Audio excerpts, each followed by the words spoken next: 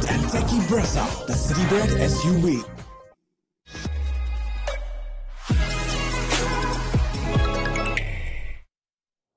Well, remember the day, it could possibly be the time that the IPL saw the very best of Will Jacks, who arrived and how at Ahmedabad. They have gunned down a chase of 200 at a ground where 200 is not scored as RCB thumped the Gujarat Titans by 9 wickets. Kohli did his bit, then Will Jacks came in at a runner ball 17 and then went mad. Got 84 of his next 21 in what was most extraordinary display of power hitting against one of the greatest T20 bowlers in the world. So we unpack that game and we build up to CSK versus SRH on Maruti Suzuki Arena presents ESPN Cricket for Timeout, powered by JBL. Mitch, McClenaghan, Aaron Finch, Varun Aaron. Take a moment to appreciate what we've just seen, and then let's hear your sentiments of what Will Jacks has just done today. Aaron. That was unbelievable striking. I mean, there's one thing to do it in the power play, and then there's another to do it outside the power play against quality spin on a ground that it's not like it's Eden Garden or the Kotla in Delhi. It's got some big pockets to the ground, yes. So that was just extraordinary batting. Like you said, Kohli played his part beautifully, got out of the blocks, and they never let the run rate get out of hand at all. And when you score 84 off 21 balls in the back part of your innings, it's just extraordinary. Unbelievable stroke play. Rashid Khan, that might have been one of his most expensive overs, if not the most expensive over of his career. He didn't look like he was stopping, and even 94 with 1 run left for the win, 6 off the last ball, perfect way to get to 100. And honestly, also with Virat, the way he's come back after the last game. I mean, we spoke about how he adapts to an innings like that and battles his way into the next innings with a complete different strategy. The way he made room to spinners today, he knew they were going to bowl into him. And the way he completely changed his game just after 2 days was incredible. We brought up the point of a chase. It just so much more clarity. He took down the left arm spin, and Sai Kishore's in form. But Rashid Khan, and coming back to it, there are a few batters you can remember who can say we've successfully taken Rashid Khan down. Chris Gale, maybe Raina, Abhishek Sharma. Raidu's one of the few right-handers. Yep. Now we've seen Will Jacks do that. High quality. It really was high quality. Obviously, the momentum from that Mohit Sharma over led into that, and you just knew when he was lining up that last ball, they needed 1 run to win, and he was going to clear the fence for, what was it, 41 ball 100? Yeah. Phenomenal. His last 57 runs came off 12 deliveries. That's 11 ball 50. 11 ball 50. I don't know, would we have had a 50 scored faster than that? Gale's the fastest ever 50 with 12 balls. Off the mark. I think Gale is the 100. Jaiswal got the highest 50 a couple of seasons back, did 14 balls, I think. 14 balls. But you're basically... I know, it's not from the start, but the last, phenomenal. The second... Absolutely we'll have to take up the numbers and see whether Gale has gone for 50 runs, has scored 50, or AB de Villiers at any point when that berserk had got it. But the only the point is still good, the only disappointing part about it was that Finchy stole my impact player. Oh my God. Oh, here we go. Bigger picture. Bigger picture. Bigger picture. You could also see, for all the players that Kohli has batted with, which includes Gale and AB, even he was enjoying this. Like, what is this guy doing? And that makes you also think Will Jacks is here to stay. I don't want to get too ahead of myself, but the franchises have to decide retentions. Will Jacks has thrown his name into that, hasn't he? Absolutely. It's not just his batting. His batting was made obvious today that he's a serious powerhouse, but he can also bowl some really good spin, which we've seen in the last few games. So he's definitely a utility player. He can give them options with spin, and especially with the way Maxi's season has gone this year. Maxi was a similar kind of a player to Will Jacks, who can bowl you off spin and obviously finish the innings like he's always done. But going ahead, especially off the back of this season, obviously we don't know how it's going to... It could still go really well for Maxi, but Will Jacks is definitely a very similar player and a player for the future. Questions coming through on our live YouTube feed. Hanish, I saw 60 needed to get in 6 and I just went away for a bit. And then I came back and I saw the game was over. It's like that iconic Ravi Shastri line in the test match. If you just went around the corner... Will Jacks has just finished this game, but you could see it's an extraordinary display of hitting. RCB fans would believe, that when the season was almost done and dusted, maybe that's helped that they've lost so many. Maybe in their heads they think, we're not really going to make the playoffs, and we're seeing the most dangerous RCB arguably in the last 2 games. Well, it's a case with players as individuals or teams. When they're down and out almost and there's nothing to lose, then they become so much more dangerous. And you just wonder why it has to get to that stage for them to really free up and play aggressive, attacking, unbelievable cricket, really. And I thought it was a good effort to keep them to 200, only 3 down, and that's probably a conversation worth having. Did they go hard enough, GT? But it's amazing when you just take all the pressure of the result off a player's mind, how they can perform. They're catching better. They're taking about a blinder a game. Bowling seems to just come to... They were good, steady today, even though they went without the overseas. Is it just RCB playing without fear? Yeah, it was really fascinating because from a batting point of view, we haven't really seen genuine freedom until Paditar came in and started scoring runs. And since then, we've seen the batters around him start to free up. And sometimes when you get a player who starts to get into form in that middle order, that can take pressure off other batters. And that's what I think we've seen here so far. There was no real concern from Kohli around wicket preservation at any point. He was playing his shots from ball one. And that's what someone in form in the middle order does to you as a top order batsman. You would know, Finchy, it's a lot easier as an opening batsman knowing that if you take a few risks and you get out, that it's not the performance isn't just on you as an opening batsman. Also with their bowling, a big part of their machinery last year and in the previous year was Mohammad Siraj. Yeah.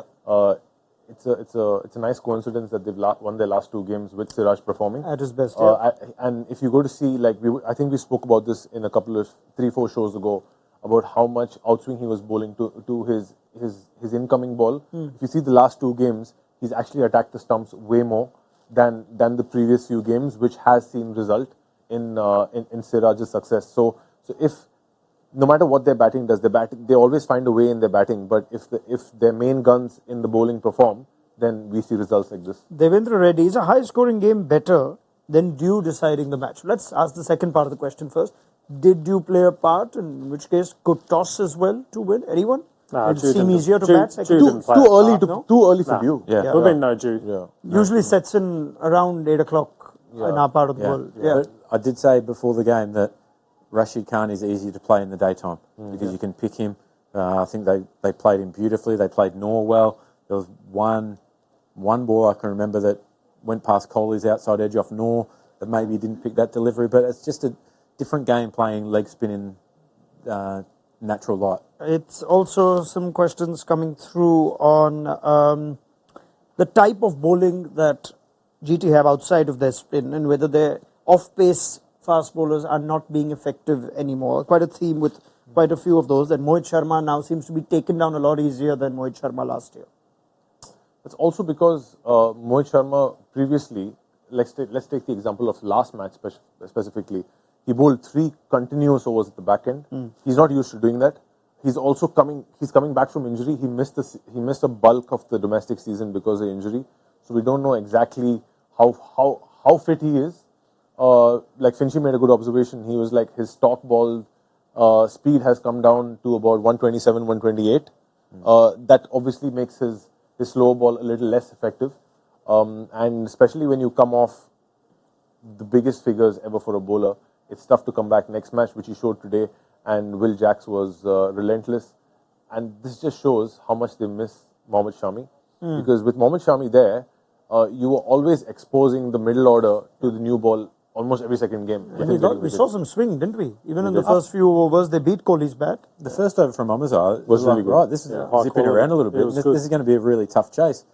But then they went away from it and batting become easy. And then I wonder whether the GT picked the right team today or not. Because Omarzai seems to be a fairly redundant resource now. And they've done away with Spencer Johnson. Could they have possibly, we've not even seen Josh Little this year, whether they could have had something else. Yeah, I know what you're saying. I think Omarzai is there as your 2-over bowler and your finisher now. I think they've finally realised that Omarzai is going to be more effective coming in at 6 after David Miller. And the reason they're keeping Omarzai in that side is because David Miller hasn't hit his straps. And if it was David Miller of last year or the year before, they probably wouldn't play Omarzai because they'd be backing David Miller's form to be able to finish the innings. But again, we saw today that He really struggled to get his innings going, and he's not the David Miller that we've seen in the past couple of seasons. Sorry, I just took a second because Arsenal have gone 3-0 up against Tottenham. Let's make this a football show now. No, please. Let's debate about the EPL. This was fun. But let me quickly just pick up on Virat Kohli's quotes at the end of the game, just speaking to the broadcast and mentioning that he made a conscious effort to take down spin from in this game than the last. Isn't that awesome? Isn't that awesome to hear? Because I think what the fans have looked at Virat Kohli over the last couple of years is that he hasn't made a conscious effort to really up the gears against spin, and I think Rohit Sharma and Rahul Dravid have really asked for a lot of the players to play in a more aggressive fashion, and I love the fact that Kohli's come out and actually identified that, well, maybe in the previous few games I haven't been doing that, and that potentially has put us in a position where we haven't been able to capitalise on those middle overs. And today his hand was forced, right? Because they had 3 high-quality spinners. So if they were going to chase 200, he had to pick 1 or 2 of them to take down. And I loved his intent against Sai Kishore in the power play. I think with that, you're like picking on crumbs because there's not much to. No, we're saying it's a positive, and he's come out and said it's a positive. In the first half of the tournament, I'm not talking about this now. They're going 3 down early. Exactly. That's what I was going to say. How can you say, right? You just go. Mate, he's saying it. It's his quote. Yeah, I understand. No. But when you go 3 down in the first half, in the power play, Kohli's T20 batting polarizes opinion beyond just one IPL, and it's through how the game has gone from younger players, the attitude you speak of, to India's performances at World Cups. There is no doubt, I think now what we're seeing from Kohli is a different approach or an intent. Awesome. But in the last game, you could see the other side to it, that you will get stuck. Now, Varun said that'll happen once in a while. We can't expect him to literally go hard 100%. Every game. So he came out and made a conscious decision today to attack spin. Because we know he can do it. No, which he does. And we knew he would do it because Virat Kohli... Why does he quote it then? Why does he identify it as a quote? This is good. This is good. I'm being positive about it. Stop trying to shut it down. I think we're all saying the same thing. No, Mitch. I've seen the same thing as you. Yeah. Today was great. Today was awesome. And this is exactly what, from whatever we gather, that this is how the Indian team wants him to play as well. Yeah. Add to that, often World Cups are won by experienced players who don't need to go at this if you're in a high-pressure chase, like it was for Ben Stokes in that final, in Melbourne, or like it was for Kohli in that final against Pakistan. And therefore, if you've got the experience, so be it. Right. Touched upon all that, but Will Jacks is the superstar of this game. So well done to whoever picked him in the impact zone. Thank you. Good debut. Good debut. Very good. Excellent. Yeah. And might I also just bring in a point here that even the best bowlers in the world, Aaron Finch, can go for 29, and there's no shame in that. Yeah, and I think if everyone casts their mind back to 2013, Chris Gale had an absolute day out one day, and I bowled an over for 29. So you're obviously putting myself, my bowling, and Rashid Khan's side by side.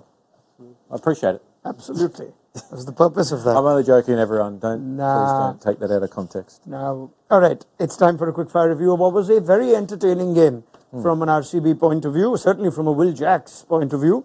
So let's get into a rapid fire review. Finchy, the drill is 20 seconds or less for you guys to sum up what we may have already touched upon, but for a quick fire review of this game.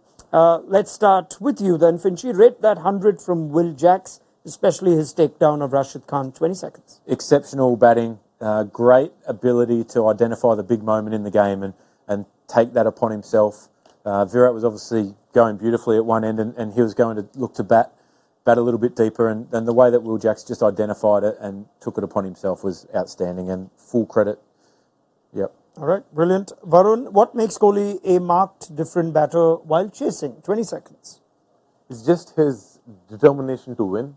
When you're chasing a target, Virat, obviously he wants to win every match, but when he has a target in front of him and he knows that if I achieve this target, we are going to win for sure, that makes him a very, very, the most dangerous chaser in the world. All right, Mitch, why did spinners not have the kind of impact on this game that we expected? 20 seconds. Yeah, look, I think there's a difference when players take on and attack spinners, particularly wrist spinners. What ends up happening is they go flatter and they go more defensive, and they don't bring both edges into play. And today I thought we saw a mindset from Virat Kohli and Will Jacks that were really going to attack spin, which made it hard for them. All right, Varun, 10 games in, Has Shubman Gill's batting been bogged down by the captaincy? 20 seconds. I think it's more the wicket at Ahmedabad more than the captaincy, because Shubman Gill likes the ball to come on. The wicket at Ahmedabad has always been a wicket which had a little pace in it. But this season it's been on the slower side, especially to accommodate their 3 spinners. So I'm sure Shubman Gill is not liking the slowness of the wicket. All right. Finchy, 200 for 3. Could Gujarat Titans have gone harder with the bat? 20 seconds. Yeah, obviously they could have. And in hindsight, you say that they should have. But I think we all sat here at the halfway mark and said that the conditions probably weren't conducive to walking out there and teeing off from ball 1. So it was always going to be harder for a new batter coming in. And it's always the case of when the result, you're on the wrong side of the result, that you question things like that. Okay. Finally, Mitch, what can the Titans do differently as the reverse fixture comes up next week between both these sides again? 20 seconds. Yeah, differently. I think what's happened in the last few games is that they've stuck to only bowling spin during the middle phases because they haven't had the seam resources. They've got a couple of really good seam resources. Yes, they're inexperienced on the bench, but they could play those guys so they can break up the spin in the middle. At the moment, teams are coming with a plan to try and take down spin in the middle and are not as concerned as they have been in past seasons. All right, excellent quick-fire review. I wonder if anyone's willing to cast a verdict on the Titans. Just the inconsistency we've seen. They will now find themselves losing ground over teams ahead of them. Oh, look, not making the playoffs. Anyone? No, I don't think they're making the playoffs. I think they've just been unfortunate that so many of their players have been struggling to find form. Yep. You'd agree? I would say it's tough, especially with David Miller struggling. They'd rely heavily on him at the back end. If anything, Miller is key to any of GT's fortunes. Yep, tough for the Titans, who've had such a flying start to their IPL journey with a championship as well as a runner-up position in the next one. Might be tough for Shubman Gill's side to make the playoffs. Right, we move our attention to the Chepauk now, a ground that knows a thing or two about playoffs, and CSK need to pick themselves up. Lucknow have dealt them a couple of defeats on the trot, and they come up against the Sunrisers Hyderabad. So I'd say buckle up and get ready. The Sunrisers are in town, but they were humbled by RCB in their own den last time round. So let's build up to our second game, which kicks off in just under 10 minutes time from now. Sunrisers won the toss and decided to bowl first. Let's get a reaction on that. Varun? It has to be the dew. We've all discussed how important this toss is. Nobody wants to be bowling with a wet ball, which takes the spinners out of play completely. And even the slower balls start to skid on better, so it has to be with the dew. Yes, we are also hearing that when the teams trained yesterday, there was dew from our people at the ground. And it looks like Pat Cummins has also acknowledged at the toss that dew might come in, and that also might be the reason we might see some changes in the teams. Let's have a quick look at both teams very quickly. And we can start with the SRH team. Mayank Markanday is out. Remember, it's a bowling first team, so they've decided they don't need the wrist spinner. And they will probably bring in the additional batting in the second half. That's interesting. So both Nataraja and Unadkat in that team. Is that sufficient bowling, though, Finchy, looking at that? Yeah, I think it is. Once you throw either Makande or Umar Malik in there, potentially Washi in the second half. This is SRH bowling first. Bowling first. So let's look at that one more time. Yeah, that's what I'm curious with. They've left Markanday out. We'll just have a look at that. So you got the 5 guys on the right. Shabazz is not always a 4-over bowler, but did bowl to RCB in the last one. Yeah, and Nitish Reddy and Markram, who we've not seen bowl yet. Travis Head is in the bowling lineup. I think that's the first time then. Maybe he's going to bowl. That Travis Head is going to feature in the bowling side. He's going to bowl, yeah. Yeah, so they obviously feel as though that between Markram and Head and Nitish that they can squeeze some out if one of the bowlers goes around the park. And I mean, last game Bhuvi only bowled 1 over as well. So I think they're backing their batters in 100% to just go, you know what, let's try and smack it from the start and chase down any total. I think Markande's not in there because a lot of the teams have been coming up against Chennai. You're exactly right. Yeah. And now they've got Moeen Ali in that middle phase as well, who's very good against spin as well. Maybe they see it as like, we're playing a bowler that we might only bowl 1 over if things don't go our way, and we're going to try and attack Dubé and Moeen Ali with seam in that middle phase. And if they bowl spin, it'll be off spin with Travis Head, Markram, these guys coming in. If they do, yeah. Well, you can't afford to spin the ball into Shivam Dubé at all because he just destroys it. Yeah. Yeah, I mean, that for the first time, we think that Travis Head is named in the fielding first. You won't know what to do now. He's got a feel for 20 overs. Maybe he'll be too cooked to bat. Oh, gosh. Park up at short fine league. He's been living the dream for too long, Heady. Come back to reality. Changes in the cool, pleasant weather of Chennai as well for Travis Head this evening. Right, very interesting. Tactical perhaps with the amount of left-handers and with the 2 overseas off-spin options that Pat Cummins has. Can't wait to see how he uses his bowlers. Let's have a look at the CSK team as well. And this is, of course, their batting first 11. They continue to go with Daryl Mitchell and Moeen Ali. There is no room yet for Mahesh Theekshana. No Rahane. Fast approaching. Rahane is right up top. Is he? Yeah, Oh, first sorry, name on my the bad. sheet. My bad. Make sure you have him for your impact subs, Mitch. Yeah. Yep. All right. No real surprises. Otherwise, there could have been a case for them to see with how Mustafizur Rahman's had a couple of tough games. Marcus Stoinis took him down. Whether there's room for a Theekshana or a Mitch Santner, but that's their best team that they can field. Very typical CSK, sticking to what they want to keep with for a long time, and I'm sure, and even they must be sure that they'll get success out of this, because they're really hoping Daryl Mitchell comes good. A very impactful player. If he comes good, then he just takes the game away from the opponents. Can't help but think CSK needs some of their big signings to come good. Daryl Mitchell's expensive signing at the auction. Jadeja is their most expensive player, and regardless of the price, he's been their most significant player in the last couple of seasons in the championship winning side last year. But it's not been an easy season for Ravindra Jadeja, so the spotlight's on him. CSK have tried different things. They've tried to have him as a finisher, and then we've seen Dhoni come in ahead of him with the kind of hitting form that MS is in. And then we've also seen him come up the order in the last couple of games against Lucknow, where he got a steady 57 not out of 40 with a flourish from MS. But Lucknow chased that target and the one at the Chepauk after that, when he struggled his way to a 19-ball 16. So I guess we start the questions with Jadeja with the bat as to what CSK can do to get the best out of him in a tough season. I think he goes back to where he's more comfortable down the order.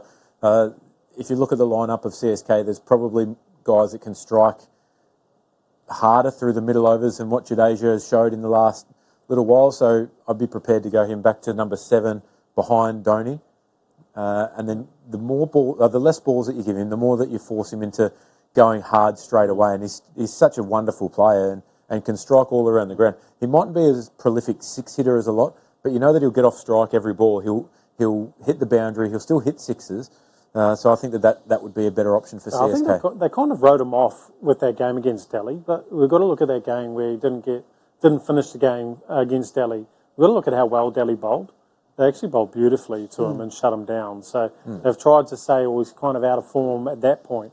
But, that was a one-off. They bowled exceptionally well. But I think Fleming's just tried to give him some balls, to give him some confidence and some time at the wicket, and then slide him back down, as Finchy says, now that he's seen some balls and scored some runs. And MS needs to want to come up as well. MS not going to. Yeah. He's not going to come out earlier than the 18th over. But that's been spoken of as well. No, MS coming out at whatever point. Basically, I think the franchise has said that he's best suited to play a small number of balls with the work still with his knee. But coming back to Jadeja, is it at all concerning from an India point of view if I think we're all expecting Jadeja to be the front line spin bowling all-rounder? And is his batting form at all an issue in that team where he could even bat 7 if not 8? I don't think it's an issue at all. Jaddu will find form before the World Cup, and even if he doesn't find form, he's an automatic choice and he will come good for India. All right. I'd like to think that the Jadeja, as Tom Moody's mentioned many times on the panel here, that is primarily your 4-over bowler, especially in those day games in the Caribbean and the US that India will play in that World Cup. And Jadeja's bowling has also been a cause for slight concern, maybe more than slight concern. Just 4 wickets in 8 games. The economy at 7.85. Any thoughts on why we've not seen the best of Jaddu, the bowler, yet? I think it's a reflection of how high teams, the regard that they hold him in, because we've seen the ball flying around the park, and you've seen the same from Narayan, who's going at 7 and over, Jadeja under 8 and over, when the ball is just disappearing all the time. So I think teams see him as such a threat that they're prepared to soak up a bit more pressure against him, deny him wickets, so that they can still target the others. And that's what happens when you've got a bowling lineup that's probably got a couple of weak links in it, and there's a few holes there that you can afford to soak up some pressure off Jadeja and just make sure you deny wickets. And the wicket at Chepauk has changed as well. We haven't seen the sharp turn that we've seen in previous years, and you've faced Jadeja a lot. He's a darting finger spinner, so he smashes the ball into the surface, and that's when it grips a little bit. That's when he's a wicket-taking threat. But you're right, people are unsure of where it is going to turn, so they're not taking as many risks against him. But because the surface hasn't been conducive for his wicket-taking ability, he hasn't taken those wickets that we're used to seeing. Yeah. All right, let's focus on SRH's bowling as well now. And the form of Natarajan is on its way up. They might have lost the last game, but in a team where we saw the batting dominance, we've spoken enough of that, they will continue to be a threat today. T. Natarajan is, again, it's nice to talk about bowlers in this season, which has been ridiculous in terms of numbers.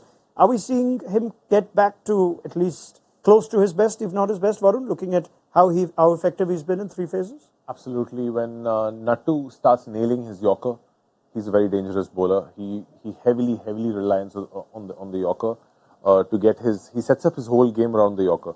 So when he can execute his Yorker, he gets really dangerous because he can slide it wide. He can bowl it into the. I'm talking about a right-hander. He can slide it wide. He can bowl it into his legs. He has that range within a Yorker, which is really important. But tonight is going to be a bit tricky because MS has really good numbers against him. Yeah, he's one of those types of batters who doesn't mind those bowlers who will expectedly come full. If you just look at that economy one more time, is he a harder bowler to try and take down the ground? And maybe the batters who can hit square or lap or sweep might be better advised to take down Natarajan? Lapping's a good option. Well, he's still got such a good slow ball as well, and it's such an extreme change of pace that it's what makes him a very good death bowler. And going at under 10s at the death is extraordinary. And, high quality. 12 wickets for the tournament. It's really good numbers, and I think we're seeing him back to his best. I know that he's had some injuries over the last couple of seasons, but they're ridiculous numbers at the moment. Yeah, I have a couple of quick questions now as the game is about to kick off. CSK have lost 2. They find themselves suddenly in the outskirts of the top 4 positions. This is a huge game for them at home. What kind of surface can we expect today? They've also lost a toss here. I wonder what they would have done if they won the toss. I think they would have done the same. But knowing CSK, whenever they've been in a tight spot in the past, they've always given like the slower wickets, which assist their spinners, especially playing against Sunrisers with less spinners in their side. They've not even played Markande today, and also their batsmen don't really like a turning ball. Maybe they might negotiate a slow wicket, but a turning ball might be a problem. I thought for that reason alone, maybe Thikshana could have come in for Travis Head at the top, which worked last game. But looking at the team and looking what kind of game can we expect? I think we can expect a high-scoring game. If both teams are reluctant to go to an extra spinner, that shows that it'll be a very good wicket. With some dew, expect Chennai to post a good total and Sunrise to chase it down. Oh, okay. We already got we got the match result from good old Aaron Finch. I wonder why he's going with a team which has a few more Aussies in it than a few more Kiwis. All right. Let's head into, on that note, we head into the impact zone.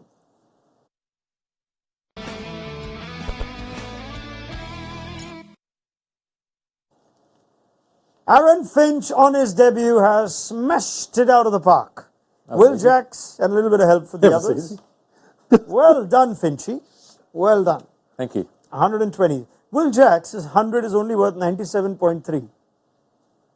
I need to have a word with the stats boys. Yeah. But he didn't bowl today at all, did he? Will Jacks? No, he didn't. No. Glenn Maxwell took his overs. I see. Let's have a look at that one more time, very quickly. How did the rest of the lot fare? Aaron, 94. Okay, let's move on. Wow. Okay. Tough luck. But on that note, because Mitch, you did not finish first, second, or third in the last game, I will let you go first in this one. Oh, thank you very much. I will take Travis Head. All right. Head as your batter. Varun Aaron, your batter. My batter is going to be Klaasen. And Rick Klaasen, Finchy. I'm going to take Aiden Markram. Markram, Back to he's form due. for Aiden He's Markram. due. All right. Varun Aaron, a bowler. I'm going to take Pathirana. Pathirana for Varun. Finchy. I'm going to take Natarajan. Natarajan for Finchy. Mitch. I'm going to take Pat Cummins. Cummins. Oh, good selections. These strong selections. And Finchy, you can go first with your wildcard. Moeen Ali. Moeen, Mitch. Shivam Dubey. Shivam Dubey, big one. And Varun. I'm going to back Daryl Mitchell to get something. Daryl Mitchell. Well, you guys have been so sweet, so I will gladly take Abhishek Sharma. Yeah. Let's take him over there. Bhuvaneshwar Kumar, who has ball in hand right now. 2 balls, 2 runs. Let's have a quick look if that sounds good. Yes, I'm happy That's some with swing, so you've taken Booby. little bit of swing, no problem there. You know, I'm going to go all out Sunrisers today, and I'm going to back Nitish Reddy to have an impact. Something interesting. Time to get predictions and a first innings score and an outrageous pick. Varun? First inning score, Chennai gets 210. Ooh, big score. Okay. And outrageous, Shivam Dube gets out within 15 runs. Dube 15 or less. That's good enough with his form. It's too high. That's not No, it's outrageous. good. 15 is good. That's 15 not or less. outrageous. So he's been belting every Less than game. 15 runs. Okay. The chairman decides, and I have Sure, decided why not? that is outrageous. Let me quickly have a look. Dube's record this season, he has been dismissed for less than 15 only once. That's good enough. That is outrageous. Okay. Finchy. 199. What? No, that's fine. He's just sighing at your score. It could mean anything. Could be anything. Yeah. Yeah, 199. And the outrageous pick. The highest run scorer for Chennai tonight will be Ajinkya Rahane. That is outrageous. That is outrageous. That is outrageous. I like it. Give him that, yeah. I like it very much. Has anyone gone for Rahane? No, they haven't. No, it'll be a little bit slower than the other. So All right. And finally, Mitch McClenaghan. 206. Okay. And Jadeja will get more runs than Rahane. I like it. I like it very much. We leave it there. Thank you very much, gentlemen. That's all the time we've got for now. We look forward to your company at the end of the CSK innings, where the panel has predicted anything between 199 and 210. We should see who is accurate. On Maruti Suzuki Arena presents ESPN Cricket for Timeout, powered by JBL at the end of the CSK innings. Join us then. Download the mobile app. Have you covered with everything that is being written and said around the IPL. Kohli's had a lot more to say, in fact, about strike rates, etc. I'm sure it'll be written up. So to go have a look at that, and we'll see you at the end of the Super Kings innings.